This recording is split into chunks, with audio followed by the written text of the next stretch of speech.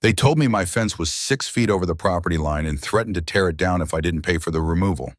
It was a bold move by the new HOA president, trusting a cheap, unverified sketch over a 40-year-old deed. What she didn't realize was that before I retired, I wasn't just a homeowner. I was the chief surveyor for the entire county. If you enjoy seeing arrogance dismantled by cold, hard mathematics and legal precision, you're in the right place for this story. The silence of Arthur Penhaligon's Tuesday morning was a structural element of his life, as essential as the load-bearing beams of his house. At 8:00 a.m., the coffee was brewed. At 8:15 a.m., he sat in the sunroom overlooking the backyard. It was a routine built on 30 years of habit, ever since he and Martha had bought the lot when the subdivision was nothing more than mud and ambitious architectural renderings. The backyard was his sanctuary. It was framed by a cedar fence, now weathered to a dignified silver gray, which enclosed the Japanese maples Martha had planted before she passed. That silence was fractured by the heavy thud of a car door, followed by the crunch of boots on his aggregate driveway. Arthur didn't rush. He folded his newspaper, removed his reading glasses, and walked to the front door. Through the frosted glass, he saw the silhouette of the mail carrier, who was already retreating to his truck. Taped to the front door was a peach-colored slip. "Sorry we missed you. Certified mail." Arthur frowned. He opened the door and caught the carrier just before he pulled away. "I'm here," Arthur said, his voice gravelly but clear. The carrier, a young man who looked like he'd rather be anywhere else, handed over a thick, rigid envelope. "Need a signature, Mr. Penhaligon. Sender is Oak Creek Estates HOA." Arthur signed, his pen strokes sharp and deliberate. He took the envelope inside, the weight of it feeling heavy with intent. He didn't open it immediately. He went to his study, sat at his mahogany desk, and sliced the top open with a letter opener. Inside was a stack of papers clipped together, topped with a letterhead featuring the HOA's pretentious oak tree logo. "Dear homeowner, it has come to the attention of the board via a recent audit of community assets that your perimeter fence, north elevation, is currently encroaching approximately 12 feet into the designated common area or walking trail buffer." Arthur stopped reading. He looked over his glasses at the framed map on his wall, a copy of the 1985 subdivision plat. He looked back at the letter. Per Article 4, Section 2 of the Covenants, Conditions, and Restrictions, CC&Rs, unapproved structures on common land must be removed immediately. You have 30 and 30 days to remove the fencing and restore the landscape to its original condition. Failure to comply will result in a daily fine of $100 and the hiring of a removal contractor at the homeowner's expense. Sincerely, Brenda. Miller, HOA President Arthur set the paper down. He didn't slam his fist. He didn't shout. He simply exhaled a long, steady breath. Brenda Miller. She had taken over the board 4 months ago, campaigning on a platform of modernization and value. So far, that had meant harassment about trash can placement and now, apparently, a land grab. Arthur stood up and walked to the window. He looked at the fence line. He remembered the day he set those posts. He remembered driving the iron pins into the earth himself, checking the angles with a theodolite until the error margin was less than a millimeter. 12 feet, Arthur whispered to the empty room. To claim he was off by 12 feet wasn't an accusation of error. It was an insult to his entire career. A surveyor doesn't lose 12 feet. A surveyor doesn't lose 12 inches. He walked over to the corner of his study, where a large black hard-shell case sat gathering dust. It was a Leica total station, a piece of equipment worth more than Brenda Miller's car. He hadn't opened it in 5 years. He ran his hand over the latches. They thought they were bullying a confused pensioner. They had no idea they had just declared war on a man who knew the geographic history of this dirt better than the county itself. Arthur picked up the letter again, highlighted the phrase "restore landscape to original condition," and smiled. It was a cold, dangerous smile. "Be careful what you wish for, Brenda," he murmured. The encroachment began at 9:15 a.m. the following morning, announced by the beep of a reversing truck.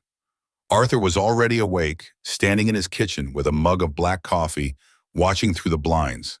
A white pickup truck with "Dave's Landscaping and General Repair" stenciled on the door in peeling vinyl backed up onto the grass of the community trail that ran behind Arthur's property. Brenda Miller stepped out of the passenger side. She was wearing a high-visibility vest over her floral blouse, holding a clipboard like a weapon of war. Arthur set his coffee down. He didn't go outside immediately. He watched. A man climbed out of the driver's seat. He was wearing cargo shorts and holding a measuring wheel, a trundle wheel. Arthur felt a vein in his temple pulse. Trundle wheels were for rough estimates, for contractors measuring square footage for Sierra carpet. They were absolutely not for establishing legal property boundaries that involved potential litigation. Dave presumably clicked the wheel to 0 and started walking from the edge of the community gazebo, counting off paces while Brenda took notes. They weren't even referencing a survey pin. They were measuring from a movable structure. Arthur unlocked his back door and stepped out onto his patio. The morning air was crisp, but the atmosphere in the backyard instantly grew heavy. "Morning," Arthur called out. He stayed on the patio, keeping his distance. Brenda looked up, shielding her eyes with a hand. "Good morning, Arthur. We're just marking the easement line so you know exactly what needs to come down." "With a measuring wheel?" Arthur asked, his voice flat. "Dave is a professional," Brenda snapped, her smile tight and condescending. "We want to be precise so there's no confusion when the crew comes to remove the fence." Dave ignored Arthur, walking straight toward the prized Japanese maple. He stopped about 12 feet inside Arthur's fence line, checked the counter on his wheel and nodded. "Right here, Ms. Miller." Brenda pulled a can of neon orange spray paint from her bag. She shook it. The clack, clack, clack of the mixing ball sounded like a chambering round. "Stop," Arthur said. He stepped off the patio. "You do not have permission to mark my property." "This isn't your property, Arthur," Brenda said, her voice dropping to that sickly sweet tone used for toddlers. "That's the whole point. This is common area. We have every right to mark it for development." She pointed the nozzle at the grass, the zoysia grass Arthur had cultivated for 15 years, and pressed down. A jagged neon orange line hissed onto the green turf. Arthur stopped walking. He stood 10 feet away, watching the paint settle. "You're basing this on a measurement taken from the gazebo. Who surveyed the gazebo's location?" "The developer," Brenda dismissed him, spraying another line. She walked parallel to the fence, effectively slicing Arthur's backyard in half. "Look, don't make this difficult. We're trying to improve the community. That fence is an eyesore and it's stealing land from the families who live here." "I have the iron pins," Arthur said quietly. "They are buried 6 inches deep at the corners. If you dig, you'll find them." Dave scoffed, leaning on his wheel. "Old pins move, buddy. The earth shifts. We use GPS coordinates now." He tapped his phone. "Google Earth shows your fence is way over." Arthur stared at him. The ignorance was so profound, it was almost impressive. Relying on Google Earth overlays, which could be off by several meters due to satellite angle, over physical iron monuments was surveying heresy. "So you're relying on a phone app and a measuring wheel," Arthur clarified. "We are relying on the board's authority," Brenda interrupted, capping the paint can. She had painted a 20-foot dashed line across the lawn. "You have 29 days left, Arthur. If this fence isn't gone, we hire Dave to take it down, and we bill you for the labor. And looking at Dave's rates, it won't be cheap." She turned her back on him, marching toward the truck. Dave smirked at Arthur, gave a mock salute, and followed her. Arthur stood alone in his yard. He looked down at the orange paint defiling his grass. It was a violation. It was vandalism. But as he looked closer at the line Brenda had sprayed, his eyes narrowed. He turned and looked at the corner of his lot, then back to the line. He walked over to the fence, checking the sight line. If Brenda's crude line was where she claimed the real boundary was, and if he projected that line straight back towards the common area, Arthur turned his head slowly toward the community gazebo. Brenda's pride and joy project from 3 years ago. A slow realization dawned on him. He pulled his phone out, not to check a map, but to take a high-resolution photo of Dave, the truck, the license plate, and the orange paint. "Dave's General Repair," Arthur whispered. "Unlicensed, uninsured, trespassing." He went to back inside and locked the door. He didn't wash the paint off. He needed it there. It was the first piece of physical evidence in the trap they were setting for themselves. Arthur Penhaligon did not wear a suit to the county recorder's office, but he dressed with the precision of a man who expected to be taken seriously. He wore a pressed button-down shirt tucked into khaki trousers, a leather belt, and clean work boots. He carried a briefcase that smelled faintly of oil and old parchment. The drive to the county seat took 40 minutes. The Hall of Records was a limestone monolith built in the 1920s, a place where time slowed down and truth was preserved in heavy-bound books and microfiche. To Arthur, it was a church. He bypassed the digital kiosks in the lobby where amateurs looked up recent property sales. He went straight to the basement archives. The air down here was cool and smelled of dust and curing paper. Behind the high counter sat a young woman with glasses, typing rhythmically. She looked up as Arthur approached. "Help you find something, sir?" she asked. "I need Plat Book 42, page 115, Arthur said without checking his notes. "Oak Creek Estates, Phase 1, filed October 1985. The clerk blinked, impressed by the specificity. "You've been here before." "I used to work for the county," Arthur said. "Surveyor's office. Before your time." She nodded respectfully and disappeared into the stacks. Minutes later, she returned with a large, heavy book bound in black leather. She heaved it onto the counter. Arthur opened it. The pages were mylar, tough and translucent. He found page 115. There it was, the original subdivision layout, drawn in black ink with the kind of hand lettering that was a lost art. He ran his finger down to lot 42, his home. He pulled a magnifying loupe from his pocket. He wasn't looking for the fence line. He was looking for the monuments. Iron pin set IPS. The map clearly indicated 5 8-inch rebar pins at all 4 corners. "I also need to see the document filed for the Oak Creek Common Area Expansion Survey," Arthur said. "It would have been filed recently if it exists." The clerk went to the computer this time. She frowned. "I'm not seeing a recorded survey for that recently. The only thing filed by that HOA in the last 6 months is a tax assessment appeal." "Print it," Arthur said. When she handed him the document, Arthur almost laughed. It wasn't a survey. It was a GIS, Geographic Information System, printout from the county tax assessor's website. It was a low-resolution satellite image with property lines superimposed over it digitally. At the bottom of the page, in bold capitalized letters, was a standard disclaimer. "This map is for tax assessment purposes only. It is not a legal land survey and should not be relied upon for boundary determinations." This was Brenda's smoking gun. She was evicting him from his own land based on a pixelated approximation generated by a computer algorithm, likely off by several meters due to satellite projection errors. She hadn't hired a surveyor because real surveyors cost money. She had simply printed a free map from the internet. Arthur took the 1985 plat map and the flimsy GIS printout and placed them side by side. He measured the distance on the original plat. His rear property line was exactly 140.5 feet from the center line of the street. He did a quick calculation. If Brenda's survey was correct, his lot would only be 128 feet deep. Where did those extra 12 feet go? He looked closely at the 1985 map again, specifically at the area behind his lot labeled Greenbelt. Then he traced the line to the east, where the community park was located. His eyes widened behind the loop. The original surveyor had marked a drainage easement running diagonally through the common area. It was a fixed line. Arthur pulled out a pencil and a pad of graph paper. He sketched the geometry of the current common area based on the coordinates in the book. He drew the location of his fence. Then, based on his memory and the photos he took yesterday, he drew the location of the new community gazebo. The math didn't lie. The geometry was absolute. Brenda Miller was claiming Arthur's fence was on HOA land, but the county records suggested that the HOA's gazebo, a permanent structure with a concrete foundation, was sitting partially on Arthur's land.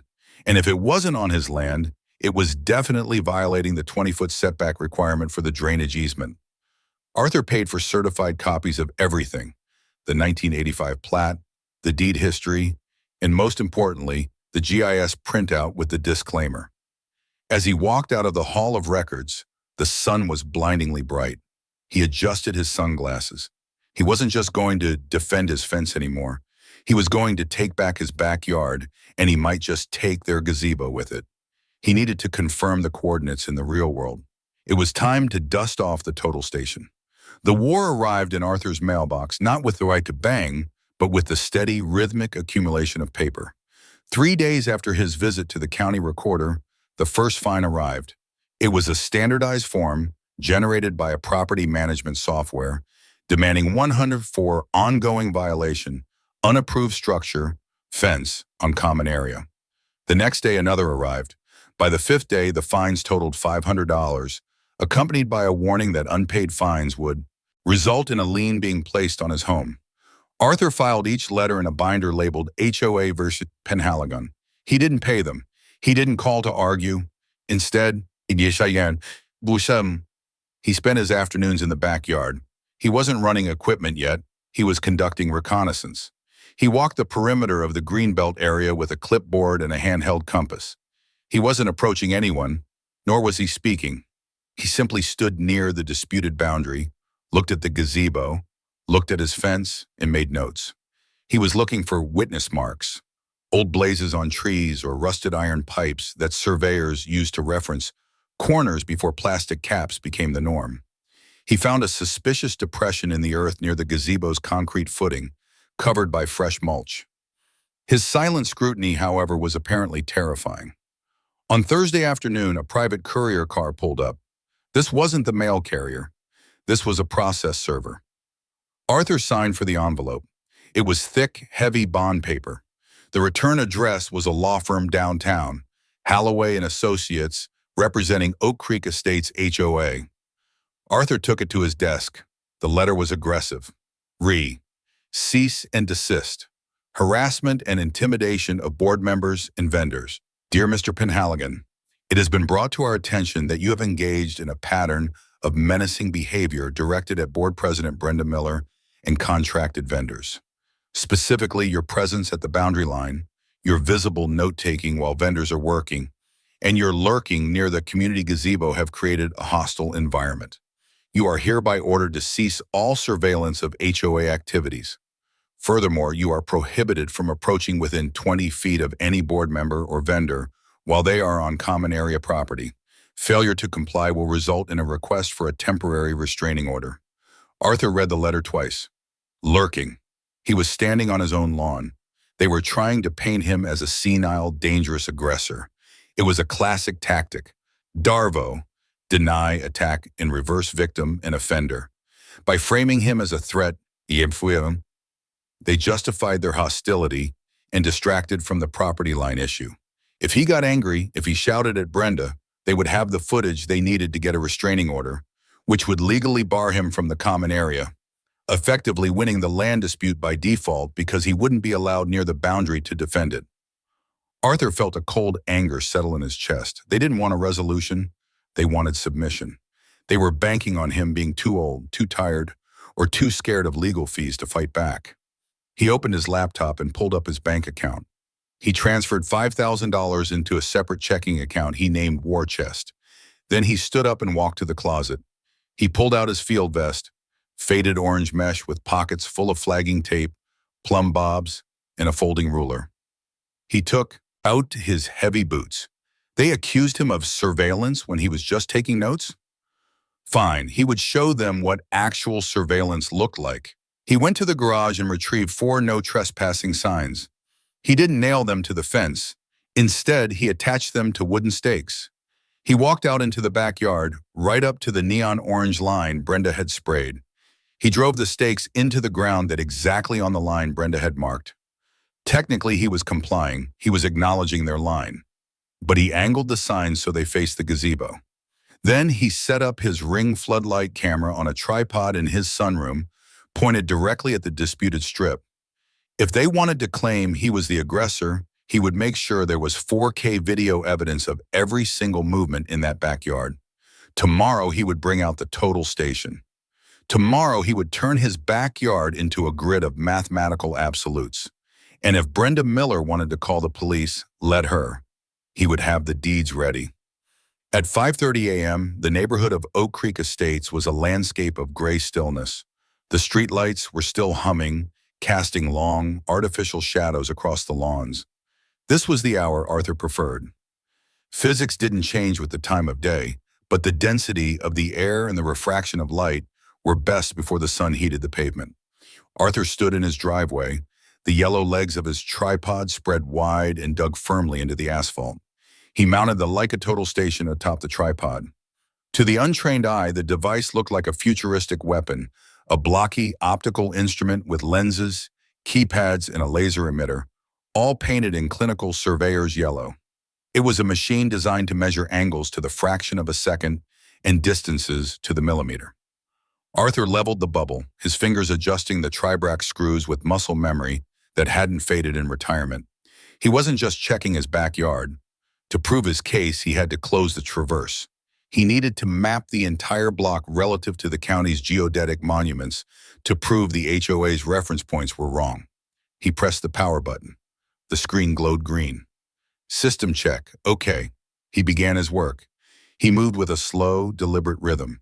He set a prism pole, a reflective target on a calibrated stick, at the corner of the curb, shot the laser, recorded the data, and moved.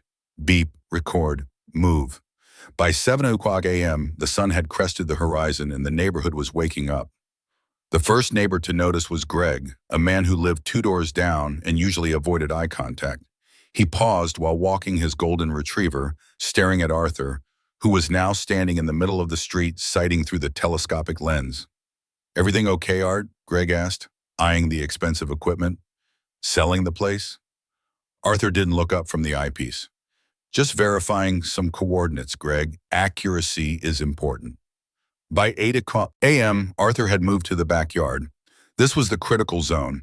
He set the prism pole exactly on the neon orange line Brenda had sprayed. He shot the laser. The machine displayed the coordinates. He checked his notebook. The coordinates of Brenda's line didn't match anything on the 1985 plat. They didn't match the fence. They were purely imaginary numbers. Then Arthur did what Brenda's contractor had failed to do.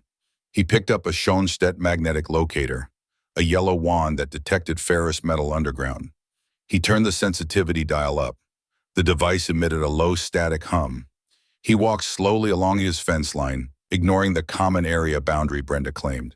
He swept the wand over a patch of ivy near the corner post. Whee-oop. The pitch spiked to a high scream. Metal. Arthur knelt. He pulled a hand trowel from his vest. He scraped away 3 inches of mulch and 4 inches of compacted clay. There it was, the top of a rusted 5/8-inch iron rebar rod, and capped on top of it was a yellow plastic disc, faded but legible, RLS 4092. That was the license number of the original surveyor from 1980. "Got you," Arthur whispered. He placed the tip of his prism pole directly on the center of the iron pin and triggered the laser from the total station across the yard. Beep, the coordinates popped up on the screen. He compared them to the deed. Perfect match. His fence wasn't encroaching.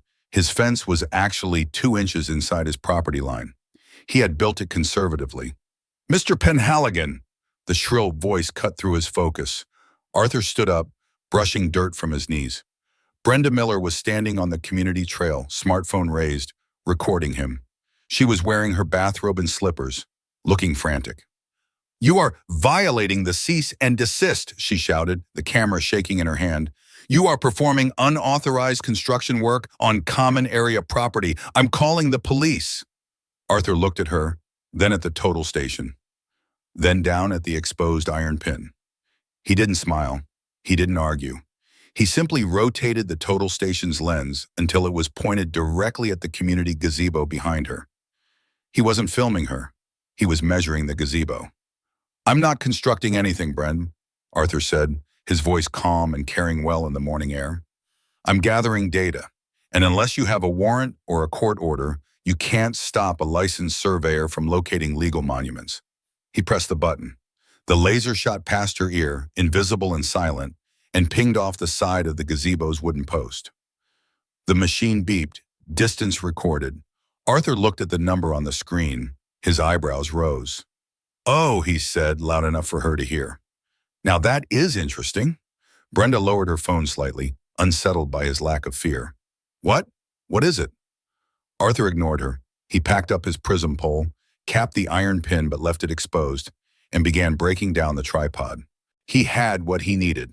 The trap was no longer just set, it was baited. The study was dark, illuminated only by the glow of two widescreen monitors.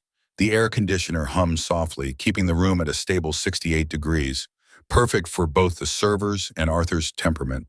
He connected the data cable from the Leica total station to his desktop. A dialog box popped up, importing 42 survey points. Format, DXF. Arthur opened AutoCAD. He hadn't used the software for commercial work in years, but the interface was like a second language to him. He loaded the base layer first. The digitized 1985 county plat map scaled precisely to the monuments he had located in the street. The black lines of the original subdivision appeared on the screen. It was a perfect grid of intent. Next, he created a new layer, naming it Field Data Current.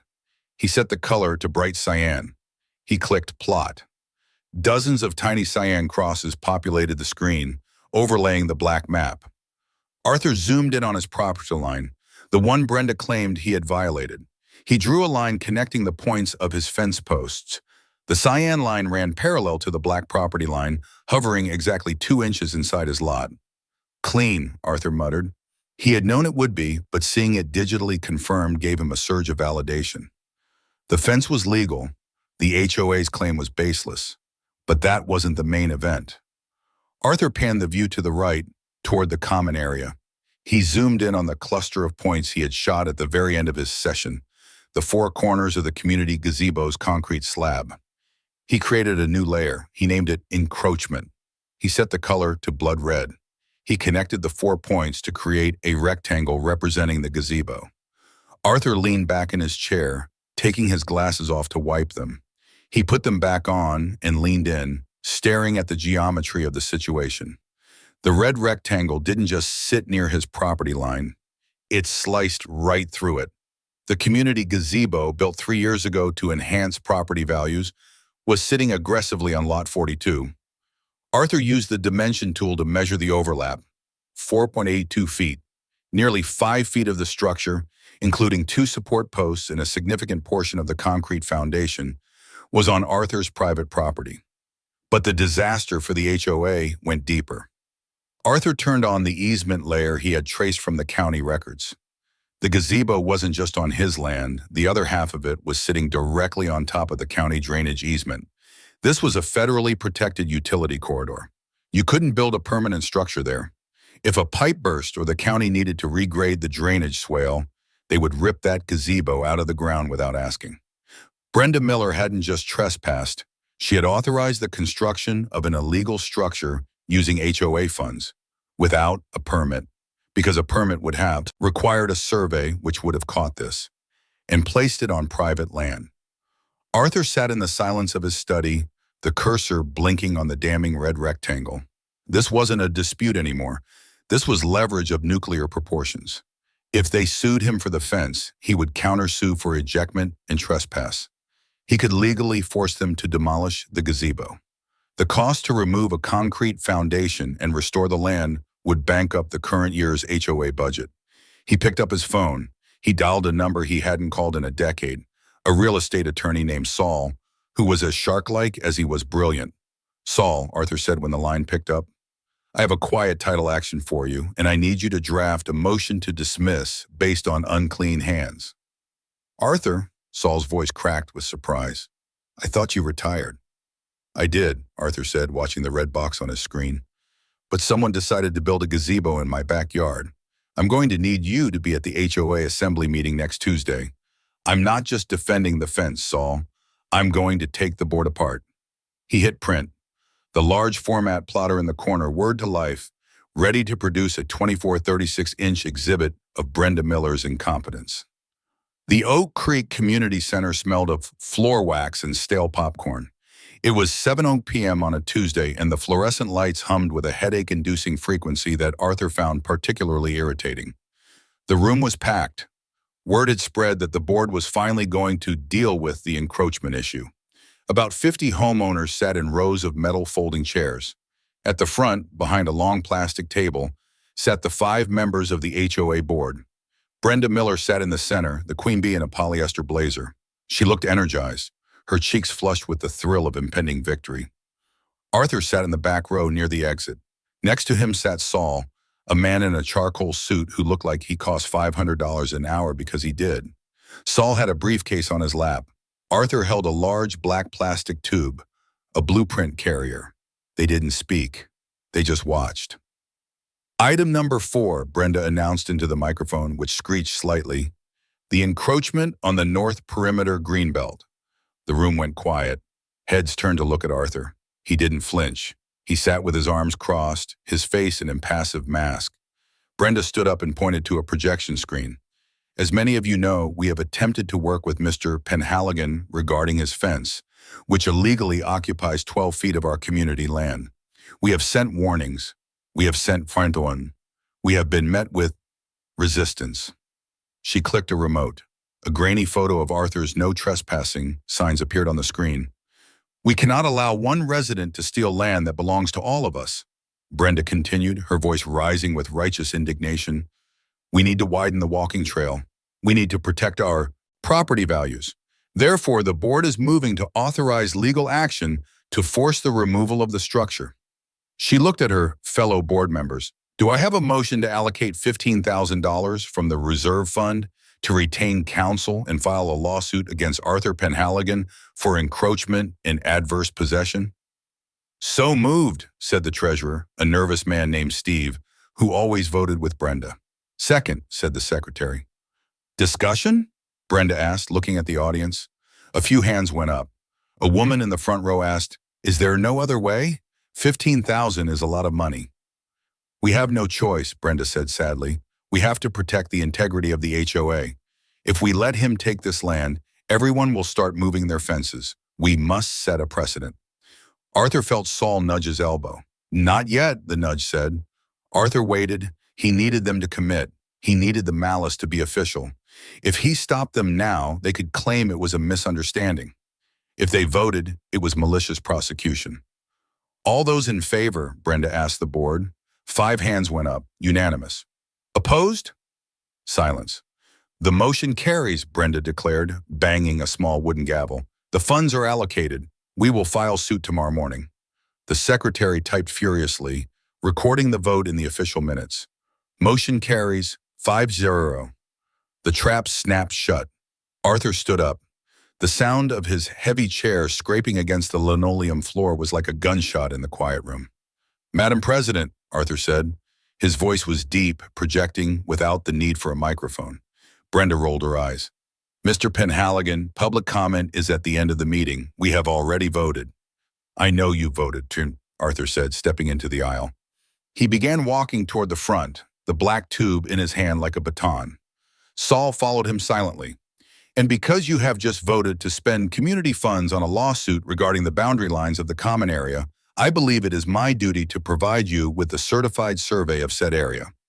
We have a map, Brenda scoffed, waving her hand at the projector.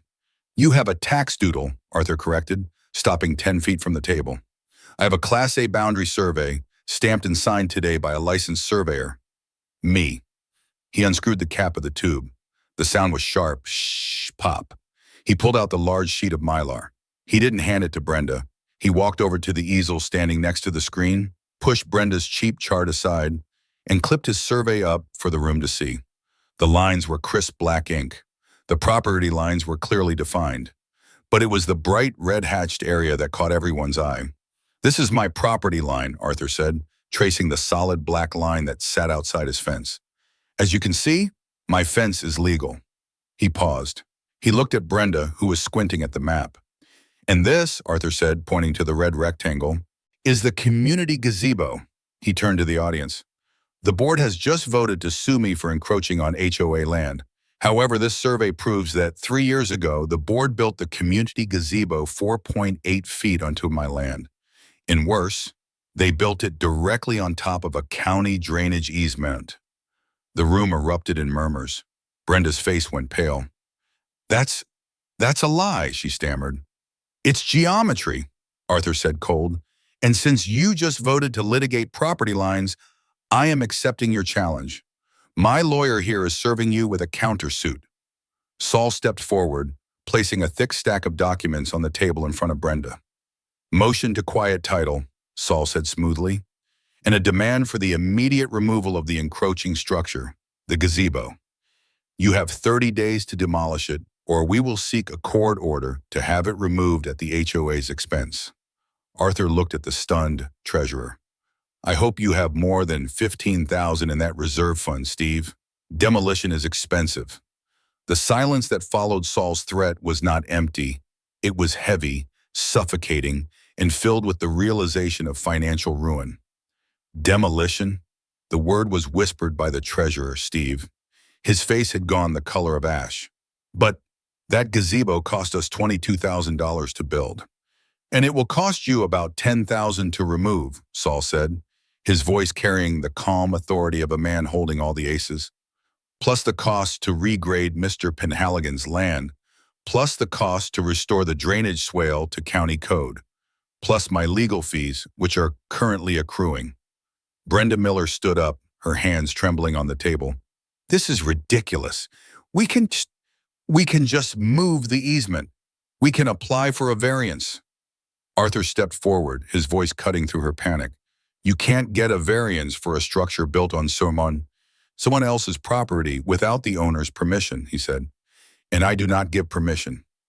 He looked out at the audience. The 50 home owners were no longer looking at Arthur with suspicion. They were looking at the board with fury. They did the math quickly. A lawsuit they would lose, plus demolition costs, plus damages. That meant a special assessment. That meant their dues were about to double to pay for Brenda's mistake. You built it without a survey? A man in the third row shouted. You spent our money and didn't check the property lines? I trusted the developer's map, Brenda yelled back, losing her composure. I was trying to improve this community. You were trying to widen a trail by stealing my backyard, Arthur corrected. And in your arrogance, you didn't notice you were already trespassing. Saul opened his briefcase and pulled out a single sheet of paper. We are prepared to file this suit tomorrow morning. It alleges trespass, malicious prosecution, and fiduciary negligence on the part of the board. However, Saul paused, letting the tension peak.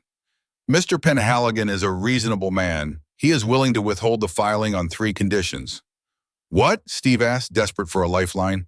1, Arthur listed, counting on his fingers. All fines against my property are rescinded immediately, and my record is scrubbed. Done, Steve said instantly. 2, Arthur continued.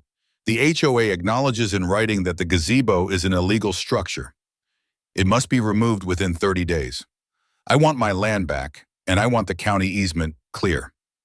Brenda looked like she was about to scream, but the glare from the audience silenced her.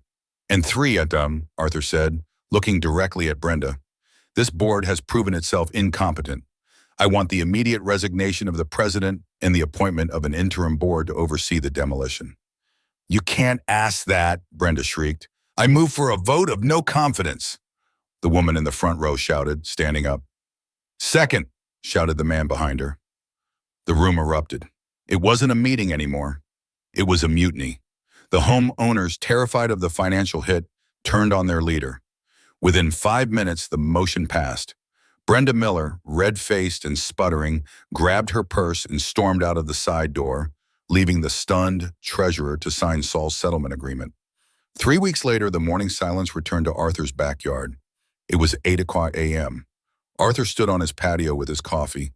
The air was filled with the rhythmic thud, thud, thud of heavy machinery. On the other side of his fence, a demolition crew was at work. The roof of the community gazebo was already gone. A small excavator was currently ripping up the concrete foundation that had encroached onto his land. The neon orange paint Brenda had sprayed on his grass was still faintly visible, but it didn't matter anymore. The line had been drawn, legally and physically. Arthur watched as the excavator claw pulled a chunk of concrete out of the earth, exposing the dark soil beneath. He took a sip of his coffee. He had spent $5,000 to save his backyard. The HOA was spending $12,000 to fix their mistake. Brenda was off the board, and the new interim president, Greg, the neighbor with the golden retriever, had already stopped by to apologize. Arthur turned back to his house. He had a fence to stain. It was his fence, on his land, and it wasn't going anywhere. He walked inside and closed the door. The sound of the jackhammers faded to a dull hum, a symphony of justice that sounded sweeter than any birdsong.